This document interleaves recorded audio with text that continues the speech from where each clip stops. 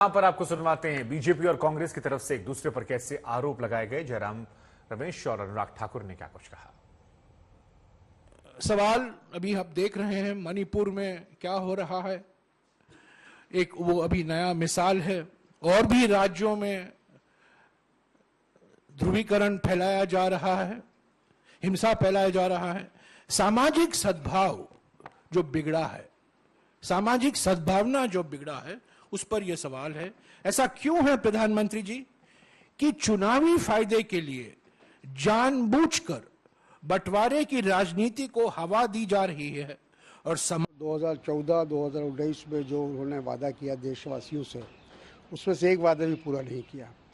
तो 9 सवाल तो ये समझिए कि जो मुख्य सवाल है उसको कांग्रेस पार्टी की तरफ से पूछा गया है। हालांकि हम ये जानते हैं कि प्रधानमंत्री किसी भी सवाल का जवाब देना नहीं चाहते हैं या देंगे नहीं, लेकिन फिर भी आम जनता के लिए, लोगों के लिए, देश के लिए उनके सामने रखने के लिए ये सवाल रखे गए हैं। अगर प्रधानमंत्री या उनके नुमाइंदा उसका जवाब दे सकें तो बड़ी अच्छी बात होगी। लाइफ में, गरीबों की लाइफ में एक ट्रांसफॉर्मेटिव चेंज, एक क्वालिटेटिव चेंज, एक परमानेंट चेंज, इस तरह के प्रोग्राम लाए, इस तरह के कार्यक्रम और उन सबकी डिलीवरी, ग्रास रूट्स पे उनकी डिलीवरी, ये बहुत बड़ा चेंज आया थॉट प्रोसेस में, ये बहुत बड़ा चेंज आया डिलीवरी में। बड़ी से बड़ी आपदा भी आई, उसके ऊपर मोदी जी ने एक फिलॉसफी से काम किया, पाई पाई से गरीब की भलाई, पाई पाई से गरीब की भलाई। एक एक विषय पे, एक एक पॉइंट पे सबसे पहले ध्यान रखा गरीबों का। तो यहां पर आप केंद्रीय मंत्री को सुन रहे थे, साथ ही विपक्ष के नेताओं को आपने सुना। विज्ञान भवन से मेरे सहयोगी राहुल गौतम जुड़ रहे हैं। राहुल, 9 साल पूरे होने पर उपलब्धियां जो हैं वो गिनाई जा रही हैं। इंडिया सर्जिंग अहेड कहा जा रहा है, लेकिन यहां पर सवाल भी खड़े हो रहे हैं। जरा बताइए हमारे दर्शकों को क्या कुछ खास रहा जब बीजेपी ने कॉन्क्लेव किया, कॉन्क्लेव की थीम क्या थी और अब इसको लेकर सियासत कैसे? देखिए, बीजेपी के लिए कहा जाता है कि वो अपनी छोटी से छोटी अचीवमेंट को सेलिब्रेट करती है, और ऐसे में जब बीजेपी के सरकार के 9 साल पूरे हुए हैं, मोदी सरकार के, उसको मार्क करने के लिए इस कॉन्क्लेव को रखा गया है। इस कॉन्क्लेव की जो थीम है वो है सेवा, समर्पण और सेवा, सुशासन और गरीब कल्याण।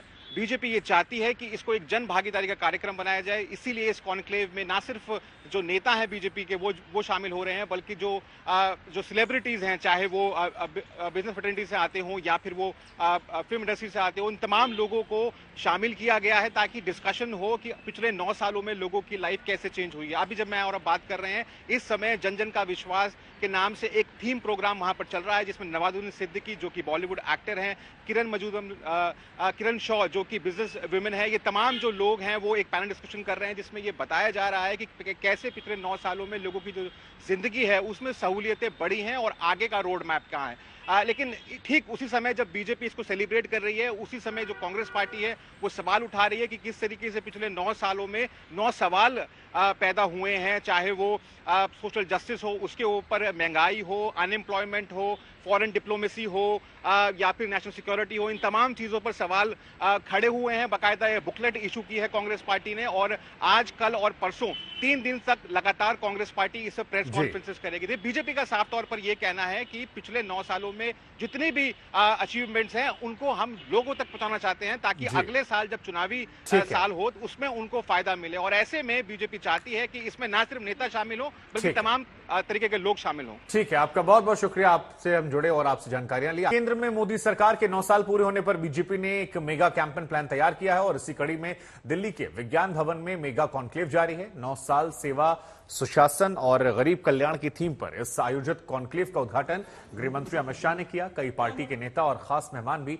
इस कॉन्क्लेव में शामिल हुए। इस कॉन्क्लेव को 3 सेशन में बांटा गया है। पहला सेशन की थीम इंडिया सर्जिंग अहेड है, जिसमें मोदी सरकार के अचीवमेंट के बारे में बताया जा रहा है। दूसरा सेशन हेल्थ सेक्टर पर आधारित है, जिसकी थीम है जन जन का विश्वास। तीसरा सेशन उन युवाओं के नाम जिन्होंने देश को जागरूक किया। कॉन्क्लेव के ऑडियंस में समाज के विभिन्न क्षेत्रों में काम करने वाली नामी गिरामी हस्तियां जो हैं वो भी शामिल हुई है। तो ये कॉन्क्लेव की तस्वीरें हम आपको दिखा रहे हैं। इस कॉन्क्लेव में तमाम जो हस्तियां हैं वो शामिल हुई हैं और 9 साल पर ये कार्यक्रम है। अलग अलग उपलब्धियां जो हैं वो यहां पर गिनाई जा रही हैं, जैसे कि हम आपको ग्राफिक जरिए में दिखा रहे हैं। सामाजिक समरसता की बात कर ली जाए, चीन को लेकर बात की जाए, तो केंद्र सरकार के इस कॉन्क्लेव में फिल्मी दुनिया और तमाम जो लोग हैं वो भी शामिल हुए हैं। रोहित शेट्टी शामिल हुए हैं, आज तक से उन्होंने खास बातचीत भी की है। क्या कुछ कहा वो भी आपको सुनवाएंगे और ये तस्वीरें भी आपको दिखा रहे हैं। मैं 2-3 महीने पहले मैं जिनेवा गया था यूएन, तो उधर मैं देखे बहुत सारे एम्बेसडर्स कांतारा देखे। उधर देखिए वो लोग भी वही बता रहे थे और बहुत सारे फॉरेन ऑडियंस भी थे उधर। तो सब लोग अभी उनका जो कोर क्या है, हमारा देश का कोर क्या है, हमारा देश का कल्चर क्या है, उसके पीछे है लोग। मतलब इंडिया थोड़ा आगे है, हम लोग बहुत साल से हम लोग ऐसा हमारा कल्चर को पुश कर रहे थे, तो बाहर दुनिया को हम लोग बता रहे थे थ्रू सिनेमा। सो अभी बहुत बड़ा प्लेटफॉर्म मिल रहा है, ज्यादा लोग देख रहे हो। Thank you.